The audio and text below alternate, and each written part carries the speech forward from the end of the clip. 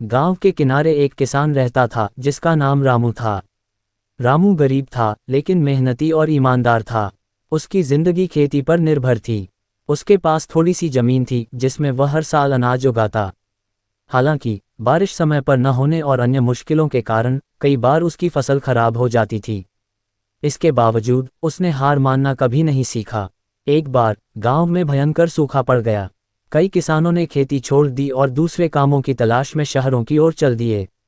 लेकिन रामू ने अपनी जमीन नहीं छोड़ी। उसने सोचा, अगर मैं अभी हार मान लूंगा तो मेरा परिवार भूखा रहेगा। मेहनत का फल हमेशा मिलता है, चाहे कितना भी समय लगे। रामू ने अपनी बची हुई पानी की बूंद बूंद बचाई।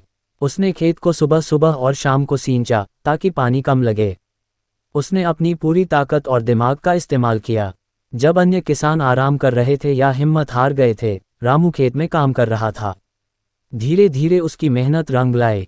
उसकी फसल हरी भरी दिखने लगी। गांव के लोग ये देखकर हैरान रह गए। वे सोचने लगे, रामू की फसल कैसे इतनी अच्छी हो सकती है जबकि हम सभी ने हार मान ली।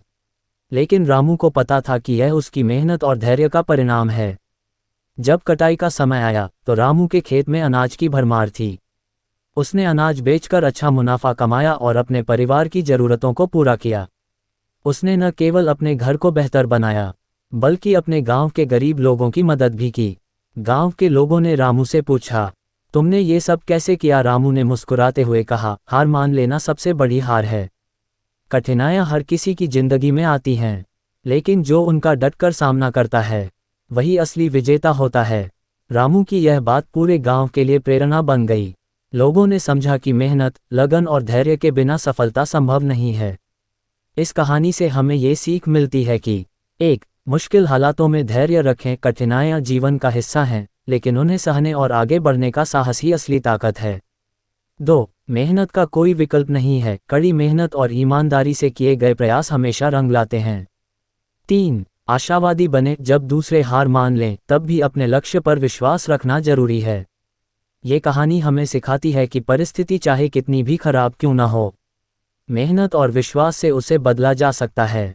हारने वाले के मन में हार होती है, जीतने वाले के मन में कोशिश। अगर ये वीडियो अच्छा लगे तो लाइक, शेयर और सब्सक्राइब जरूर करना।